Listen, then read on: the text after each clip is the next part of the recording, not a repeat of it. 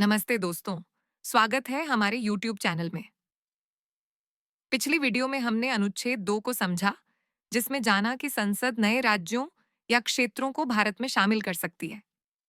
आज हम अपनी सीरीज को आगे बढ़ाते हुए बात करेंगे अनुच्छेद 3 की, जो राज्यों के गठन, सीमाओं और नाम बदलने की शक्ति देता है। तो चलिए शुरू करते हैं। क्या आपने कभी सोचा कि तेलंगाना जैसे नए राज्य कैसे बने, या फिर किसी राज्य का नाम जैसे उत्तरांचल से उत्तराखंड कैसे बदला? जवाब छिपा है अनुच्छेद 3 में। इसे समझने के लिए 5 मिनट रुकिए हमारे साथ। अनुच्छेद 3 कहता है, संसद को कानून द्वारा यह अधिकार है कि वह 1 नए राज्य बना सकती है, 2 मौजूदा राज्यों की सीमाएं बढ़ा या घटा सकती है, 3 राज्यों का क्षेत्र बदल सकती है, 4 या उनके नाम बदल सकती है। हालांकि इसके लिए संसद को संबंधित राज्य की विधानसभा की राय लेनी होती है, लेकिन वह उस राय से बाध्य नहीं है।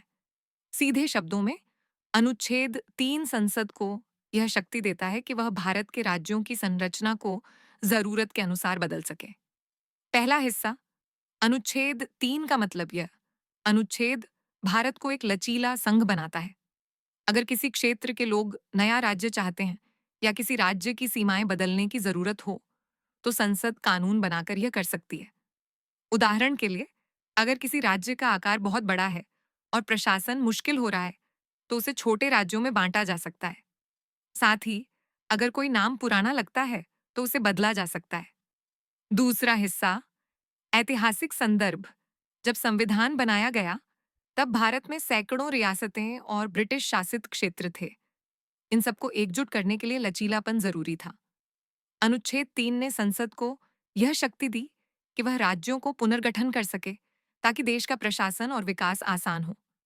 उदाहरण के लिए, 1956 में राज्य पुनर्गठन अधिनियम के तहत भाषा और संस्कृति के आधार पर कई राज्यों की सीमाएं बदली गईं, जैसे आंध्र प्रदेश और कर्नाटक का गठन।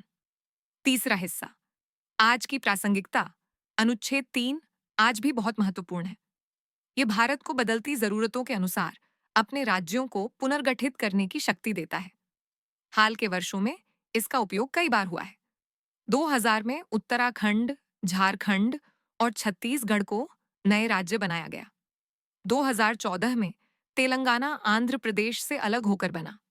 2019 में जम्मू और कश्मीर को 2 केंद्र शासित प्रदेशों में बांटा गया। ये सब अनुच्छेद 3 की वजह से संभव हुआ। उदाहरण, मान लीजिए किसी राज्य के लोग कहते हैं कि उनका क्षेत्र बहुत बड़ा है और प्रशासन ठीक से नहीं हो रहा। अनुच्छेद 3 के तहत संसद उस राज्य को 2 हिस्सों में बांट सकती है, जैसे तेलंगाना को आंध्र प्रदेश से अलग किया गया। या फिर अगर कोई राज्य अपना नाम बदलना चाहे, जैसे उत्तरांचल को उत्तराखंड, तो संसद ये कर सकती है। तो दोस्तों, अनुच्छेद 3 भारत के संघ को गतिशील और लचीला बनाता है। ये संसद को शक्ति देता है कि वह देश की जरूरतों के अनुसार राज्यों का गठन, सीमाएं या नाम बदल सके। ये भारत की एकता और विकास का प्रतीक है। अगली वीडियो में हम अनुच्छेद 4 को समझेंगे, जो अनुच्छेद 2 और 3 से जुड़े कानूनों की प्रक्रिया की बात करता है। अगर आपको यह वीडियो पसंद आया, तो लाइक करें, चैनल को सब्सक्राइब करें और बेल आइकन दबाएं, ताकि आपको हर नई वीडियो का नोटिफिकेशन मिले। कमेंट में बताएं, क्या आप चाहेंगे कि हम किसी खास अनुच्छेद को जल्दी कवर करें? मिलते हैं अगली वीडियो में। जय हिंद।